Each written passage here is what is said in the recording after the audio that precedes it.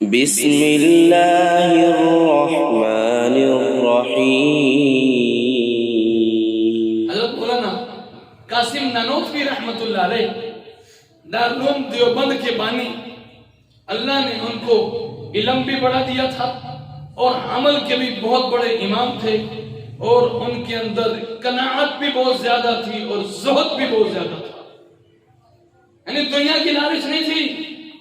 حالانکہ بہت بڑے امام، بہت بڑے اللہ والے، علم والے، عمل والے، دارالعلوم دیوبند کے بانی، اللہ نے اہل سنت والجماعت دیوبند والوں کو علم بھی بڑھا دیا ہے، الحمدللہ عمل بھی دیا ہے، اخلاص بھی دیا، تقوی بھی دیا، جرت بھی دی ہے۔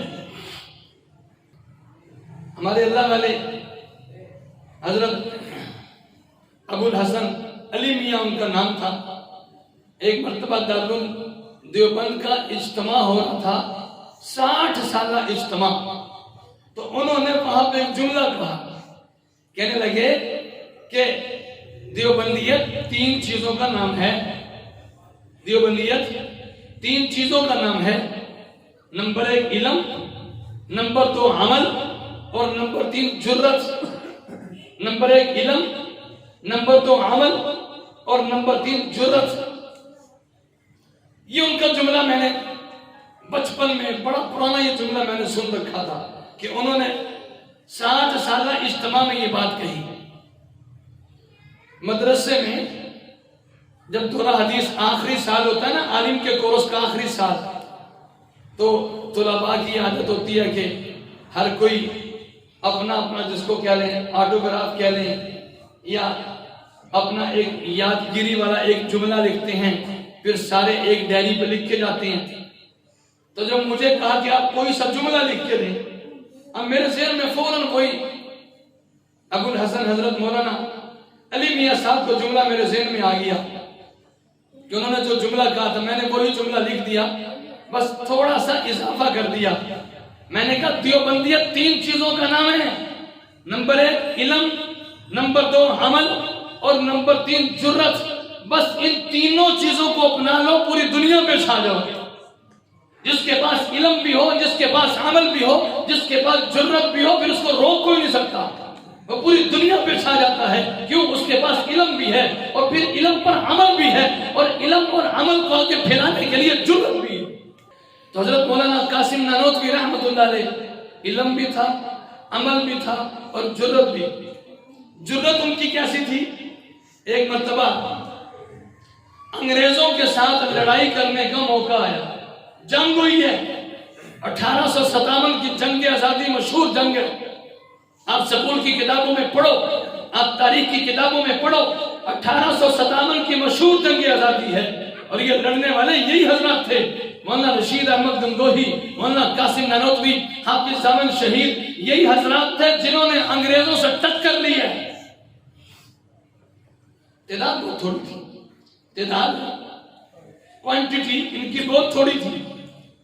بیٹھے مشورہ ہو رہا ہے، انگریزوں کے ساتھ لڑائی کرنی ہے، کیا کریں؟ انگریزوں کے ساتھ جنگ کرنی ہے، کیا کریں؟ تو کسی نے کیا دیا کہ حضرت ہماری تو تعداد بڑی تھوڑی ہے، ہم کیسے لڑیں گے؟ انہوں نے بڑے وجد میں آ کر کہا، کیا ہماری تعداد غزوہ بدر کے صحابہ کرام سے بھی تھوڑی ہے؟ ان کی 313 تھی، ہماری 313 سے تو زیادہ ہے نا۔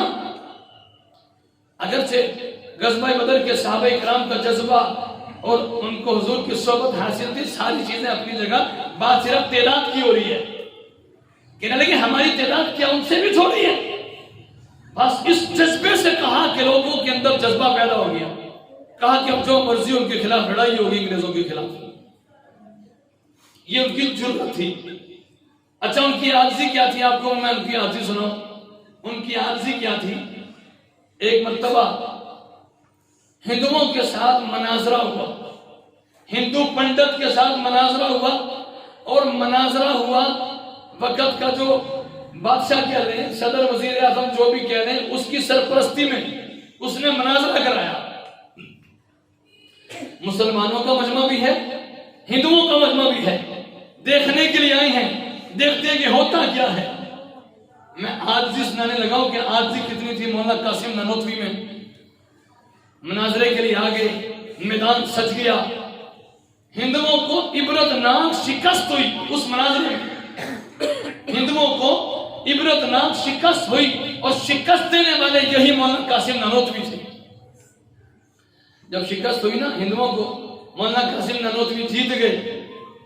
ہندوؤں نے کہا حضرت آپ مسلمانوں ہیں، آپ اگر ہمارے اندر ہوتے، یعنی آپ ہندو ہوتے اور ہمارے ہندوؤں کے بڑے ہوتے اور آپ جیت جاتے، ہم چوکوں چوراہوں میں تمہاری تصویریں لگا لیتے۔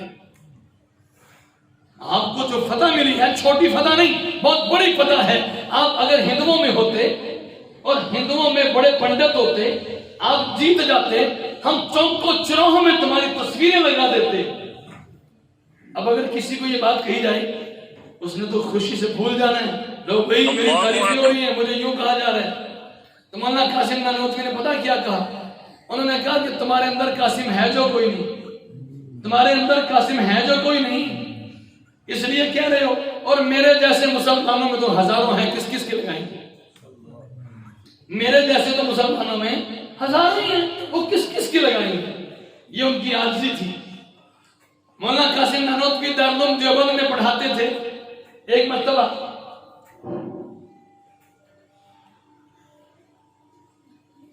ریاست بہاولپور، وہاں پہ ایک نواب نے مدرسہ کھولا، بہت بڑا مدرسہ۔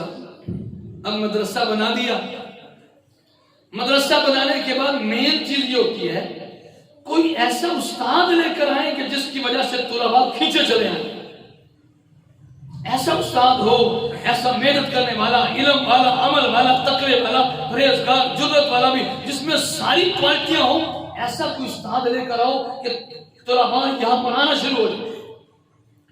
مشورہ ہوا کہ کون سے استاد کو یہاں پر لائیں، اور مدرسہ بھی کھولا ہے، وقت کے بڑے نوابوں نے، بڑے رئیس، امیر ترین لوگوں نے مدرسہ بنایا ہے، کوئی ایسا استاد لاؤ۔ مشورے میں طے یہ ہوا کہ چلو دارالعلوم دیوبند جاتے ہیں، مولانا قاسم نانوتوی سے بات چیت کرتے ہیں، ان کو یہاں پہ لے آتے ہیں، ان کو یہاں پہ لے آتے ہیں، بس ان کا یہاں پہ آنا ہوگا، طلباء کھینچے چلے آئیں گے۔ اب دیکھنا ذرا دنیا سے کنارہ کشی، اتنے بڑے اللہ والے نیک آدمی، وفد کی صورت میں مولانا قاسم نانوتوی کے پاس لوگ آ گئے، حضرت آپ سے بات چیت کرنی۔ حضرت نے کہا کرو بات۔ کہنے لگے حضرت ہم نے وہاں پہ مدرسہ بنایا ہے، اور بہت بڑا مدرسہ ہے، اور وہاں پہ آپ کی بہت زیادہ ضرورت ہے، ہم چاہتے ہیں آپ کو بطور استاد کے اپنے ساتھ لے جائیں، اور وہاں پہ بطور استاد کے آپ کو وہاں پہ رکھیں۔ ساری باتیں کرتے رہے، حضرت چپ کر کے سنتے رہے، پھر آخر میں کہنے لگے کہ حضرت 100 روپیہ آپ کی تنخواہ ہوگی۔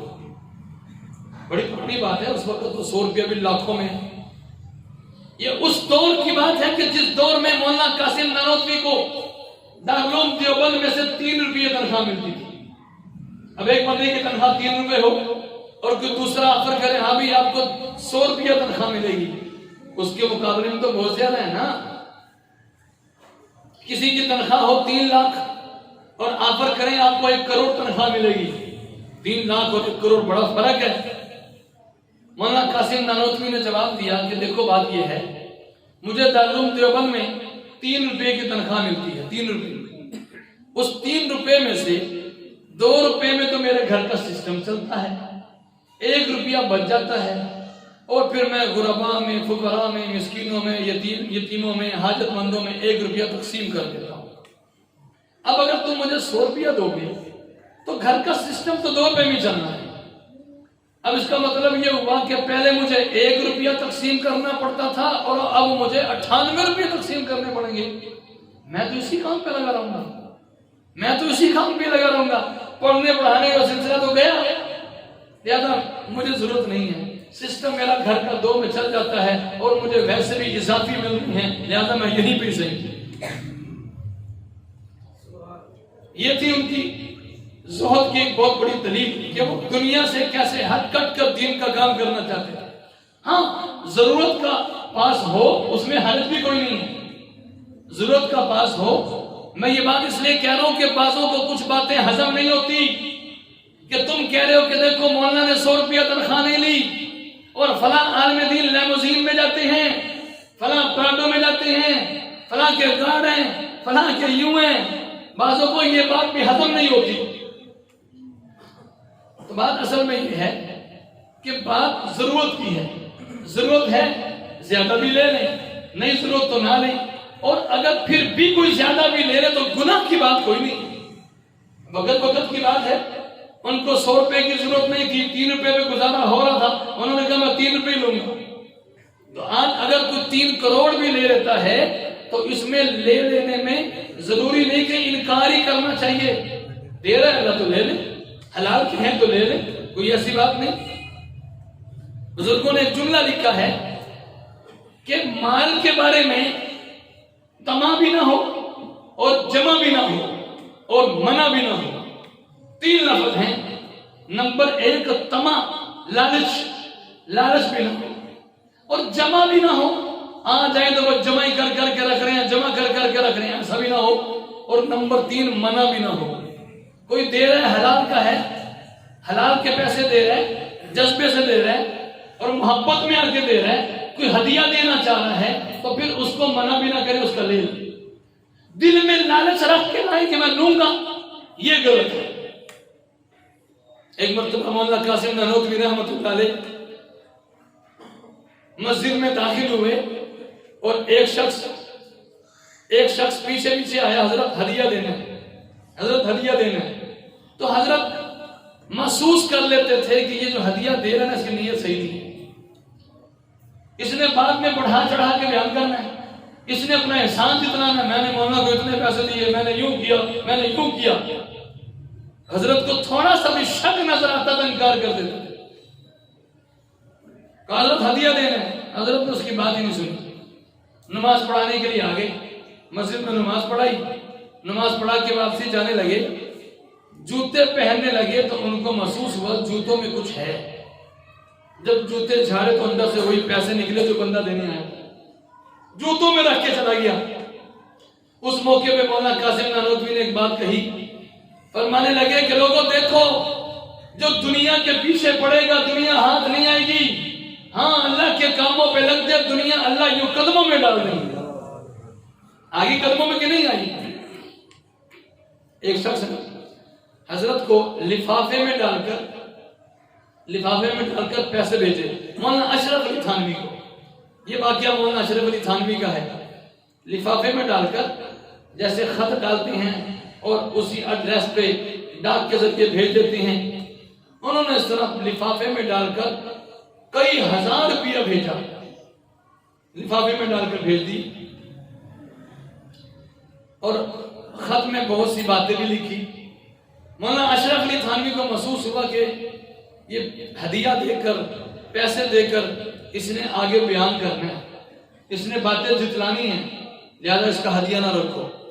اسی لفافے میں واپس ڈال کے اور اس کے ایڈریس پہ واپس بھیج دیا۔ جب خط واپس گیا تو اس نے لفافہ کھولا، وہ بڑا حیران ہوا کہ میں نے اتنی رقم دی اور مولانا نے واپس کر دی۔ اس نے دوبارہ خط لکھا کہ مولانا اتنی رقم دینے والا کوئی نہیں ملے گا، اتنی رقم دینے والا کوئی ایسا مرید ہے نہیں ملے گا کہ جو اتنی رقم دے۔ مولانا اشرف علی تھانوی نے کہا کہ اتنی رقم کو ٹھکرانے والا پیر بھی کوئی نہیں ملے گا۔